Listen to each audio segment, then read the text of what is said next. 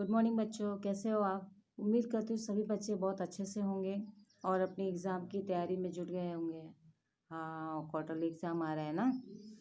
अब quarterly exam के regarding बच्चों क्लास 7 आपको देख लेना है आपके पोर्शंस। अब पोर्शंस में आपको मैं अभी एक्सप्लेन कर दे रही हूँ, अच्छे से बता दे रही हूँ और इसके बाद इसके पेज आपको एडवाइजरी के थ्रू मिल जाएंगे बच्चों। तो पहले तो हमें ये जान लेना है कि हमारे चैप्टर जैसे लगभग हमारे 4 चैप्टर कंप्लीट हुए हैं, ठीक है। इससे पहले हमने 3 चैप्टर बच्चों कंप्लीट किया है। तो क्वार्टरली के थ्रू आपको लगभग पिछले चैप्टर से भी आएंगे। पिछला चैप्टर तो आपके पास तैयार है, उससे आपको थोड़ा थोड़ा देख लेना है। अब आगे के जो 4 चैप्टर हैं उसे हम एक्सप्लेन कर रहे हैं और ये जान लीजिए कि क्वेश्चंस कैसे आएंगे, आपके पोर्शन किस लेसन से किस लेसन तक आएंगे उसे आपको समझ लेना है। अब उसमें हमारा चैप्टर 4 है बच्चों कठपुतली। कठपुतली में शब्दार्थ पहला तो, दूसरा है अति लघुत्तरी प्रश्न, तीसरा है रिक्त स्थानों की पूर्ति और चौथा है बहुविकल्पी प्रश्न। अब इन सभी प्रश्नों में शब्दार्थ कैसे पूछे जाते हैं कि इसका क्या तात्पर्य है, इसका क्या अर्थ है। जो क्वेश्चन ऐसे आते हैं वो आपके शब्दार्थ हैं बच्चों, तो आपको उन शब्दार्थों को अच्छे से देख लेना है। अति लघुत्तरी प्रश्न बच्चों क्या होता है कि अति लघुत्तरी में जैसे शॉर्ट में एक ही क्वेश्चन, उसका आंसर ही एक वर्ड में है। आपको ऑप्शन वाइज रहेंगे, आपको सही और आंसर को सिलेक्ट कर लेना है, उसी पर टिक आउट कर लेना है। रिक्त स्थानों की पूर्ति, जैसा कि ये पोयम है कठपुतली। अब कठपुतली पोयम में अगर आपने पोयम को अच्छे से देख लिया है तो उसी से मैं फिलिंग द ब्लैंक्स यानी कि रिक्त स्थान की पूर्ति आपको मैं दूंगी और आपको उससे अच्छे से उसको क्लियरली करके भर लेना है, बिल्कुल गलत नहीं करना, ठीक है। इसलिए इसको समझ लीजिए, पोयम से ही मैं आपको रिक्त स्थान की पूर्ति देती हूँ। पोएम बच्चों छोटे होते हैं और उसको आप अच्छे से रीड भी कर सकते हो, तैयार याद भी कर सकते हो। माना कि उसको एग्ज़ाम में आपको लिखना नहीं, लेकिन पोएम को आप रीड कर डालिए क्योंकि पोएम बहुत बड़ी तो होती नहीं है। तो आपको ये कर लेना है। फिर हम आएंगे चैप्टर 5। अब चैप्टर 5 क्या लेसन है, करेक्ट, मिठाई वाला। मिठाई वाला में सबसे पहला है बच्चों कि किसने किससे कहा। जब यहाँ पर कैसा है कि ये निबंध है, निबंध में हमने कई बातों को कई रूपों में इसको जाना है और हमारे सामने वो चीज़ें रखी गई हैं। इसमें जैसे विजय बाबू का बांसुरी वाले के साथ जो संवाद है, तो उसमें किसने किससे कहा, ये क्वेश्चंस आपको आएंगे।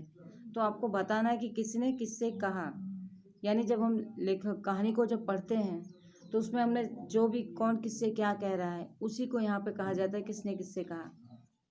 आपको मैं ये वीकली टेस्ट में भी पूछती हूँ, तो आपको ये तैयारी में है बच्चों, ठीक है। बस इसको थोड़ा सा ध्यान से आपको पढ़ लेना है। आता है फिर रिक्त स्थानों की पूर्ति। रिक्त स्थानों की पूर्ति में आपके लेसन से ही रिलेटेड बच्चों आएगा, बाहर से कहीं से कुछ भी नहीं आएगा। बहुविकल्पी प्रश्न में आपके 4 ऑप्शंस आएंगे, एक सही होगा, आपको एक पे टिक आउट कर देना है, ठीक है। अति लघुत्तरी प्रश्न में भी आपका ऑप्शंस वाइज तो कम रहेंगे, लेकिन उसमें से एक को सिलेक्ट करना है और उसी पर टिक आउट है। मतलब आपका सारा क्वेश्चन है बच्चों वो मोस्टली आपको इसी हिसाब से आएगा जैसे कि आपको वीकली टेस्ट में मिल रहा है। लेकिन करना क्या है, जैसे कभी कभी क्या होता है कि बच्चे क्वेश्चन टिक आउट कर दिए, सबमिट भी आपने कर दिया, तो पेपर एक ही बार सबमिट होता है बच्चों, बार बार नहीं होता। इसलिए आपको ध्यान से उसको देख के फिर करना है। घाई घाई करोगे कंप्लीट करने के लिए तो फिर वो रॉन्ग हो जाएगा। क्वेश्चंस को पहले पहले पहले पढ़ लीजिए, उसके बाद उसके आंसर को अच्छे से देख लीजिए, उसके बाद ही उस पर टिक आउट कीजिए, क्योंकि सबमिट होने के बाद उसमें कोई चेंजेस नहीं होंगे। इसलिए आपको उसको ध्यान से करना है, घाई बिल्कुल मत कीजिए।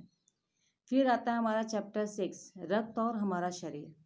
रक्त और हमारा शरीर में आपको अति लघुत्तरी प्रश्न आएंगे। फिर किसने किससे कहा, जैसे यहाँ पे दीदी उस बच्चे में बातचीत हो रही है ना, तो वो चीज़ें यहाँ पर आ सकती हैं, ठीक है। इसके बाद आता है बच्चों की सही वाक्यों के सामने सही तथा गलत वाक्यों के सामने गलत का निशान। अब ये क्वेश्चंस कैसे होते हैं कि हमने 4 ऑप्शन दिए हैं, आपको उसको पढ़ना है कि इसमें सही क्या है, कौन सी लाइन सही जा रही है, किसमें आगे पीछे है तो नहीं, ये सही नहीं है, इस चीज़ को समझना है। तो ये क्वेश्चंस उसी के हिसाब से आएंगे। और चौथा है आपका शब्दार्थ, जो हर एक चैप्टर में मैंने आपको दिया हुआ है। और चैप्टर वाइज आपको बच्चों जो शब्दार्थ है वो आते ही हैं। तो उसमें आपको कैसे आएगा शब्दार्थ, मैंने आपको पहले ही बताया कि तात्पर्य क्या है, इसका अर्थ क्या है। ये 2 चीज़ें ऐसी हैं जिसमें हम ये इसको आपको बताना है कि ये शब्दार्थ है, ठीक है। और शब्दार्थ के क्वेश्चन आपको इसी प्रकार से आते हैं। फिर आता है चैप्टर आपका 7 पापा खो गए। अब पापा खो गए बच्चों, ये हमारा चैप्टर स्टार्ट हो चुका है। तो ये भी जल्दी कंप्लीट हो जाएगा। इसलिए चैप्टर हमारे क्वार्टरली एग्जाम के रिगार्डिंग हमने इसे भी रखा हुआ है, ठीक है। अब इसमें आपको आएगा अति लघुत्तरीय प्रश्न है, फिर किसने किससे कहा है, बहुविकल्पीय प्रश्न और शब्दार्थ। तो सभी चैप्टर वाइज हमने देखा है बच्चों की शब्दार्थ हमें कंपलसरी आएगा, अति लघुत्तरीय प्रश्न हमें आएंगे ही आएंगे।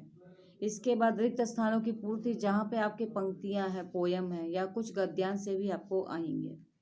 फिर हम देखते हैं बच्चों की किसने किससे कहा, जो वक्तव्य जब हम पढ़ते हैं किताब में तो उनसे रिलेटेड आपको क्वेश्चन आएंगे। दूसरा है कि जैसे सही के सामने सही और गलत के सामने गलत का, इसमें बच्चों आपको ध्यान से पढ़ना होता है, क्योंकि इसमें लगभग जब आप पढ़ोगे तो आपको लगेगा सारे क्वेश्चन तो सही हो रहे, कौन सा टिक आउट करूँ। तो ये ऐसा नहीं होता है, आगे पीछे कुछ वर्ड जरूर चेंज होते हैं, तो आपको ध्यान से पढ़ के फिर उस पर टिक आउट करना है, ठीक है। क्योंकि वीकली टेस्ट में काफ़ी बच्चों के ऐसे आते हैं कि मैम मेरा ये रॉन्ग हो गया, ये मैं दोबारा कर सकता हूँ। कुछ कुछ चीज़ों में आपको बच्चों ऐसा आता है कि मैम मेरा सही था फिर भी वहाँ रेड दिखा रहा है, तो उस सिस्टम के थ्रू बच्चों जाने पर वो सही हो जाता है। तो आपको उसके लिए टेंशन लेने की ज़रूरत नहीं, अगर आपने सही किया है तो वो सिस्टम में प्रॉपर दिखा देगा, ठीक है बच्चों। तो इस हिसाब से अब हमारा ये पोर्शन कंप्लीट हो गया है। अब आप अच्छे से अपने एग्ज़ाम की तैयारी में जुट जाइए। कहीं पे कोई डाउट है या कोई प्रॉब्लम है बच्चों, तो आप मुझे कॉल कर सकते हैं, या फिर आप अपनी क्वेरी मुझे दे दीजिएगा, मैं उसको सॉल्व कर दूँगी, ठीक है। कमेंट बॉक्स में चाहे तो आप डाल सकते हैं कि मैम ये प्रॉब्लम है, तो मैं उसको सॉल्व कर दूँगी। अब चैप्टर वाइज बच्चों आपको ये देख लेना है इन सभी चैप्टर से आपके सारे चैप्टर्स कंप्लीट हैं कि नहीं जी, क्योंकि बच्चों अगर चैप्टर कंप्लीट नहीं होगा तो आप मुझे आंसर कैसे करोगे। तो उसी लिए आपका सारे चैप्टर्स कंप्लीट है कि नहीं वो मुझे बताना है। जिसके पास अगर नहीं है, मान लीजिए कुछ पिछला लेसन छूट गया हो या अभी के कुछ चैप्टर ना कंप्लीट हुए हों, तो आपको मुझे उसको डाल देना या अपने एडवाइजरी से बता देना है, ठीक है। तो उनके थ्रू मैं आपको ये चैप्टर पहुंचवा दूंगी, आपको मिल जाएंगे, ओके। तो आप अपना अच्छे से तैयारी कीजिए, प्रॉपरली देखिएगा, जहाँ शब्दार्थ है और जहाँ कविता के गद्यांश का संदर्भ दिया जा रहा है, इसमें से जो रेखांकित अंश के में क्वेश्चन आते हैं बस वो क्वेश्चंस आएंगे। शब्दार्थ की व्याख्या या संदर्भ वगैरह लिखने आपको नहीं आएगा, ठीक है बच्चों। तो अच्छे से तैयार कीजिए, अपना ख्याल रखिए, ऑल द बेस्ट एग्ज़ाम के लिए।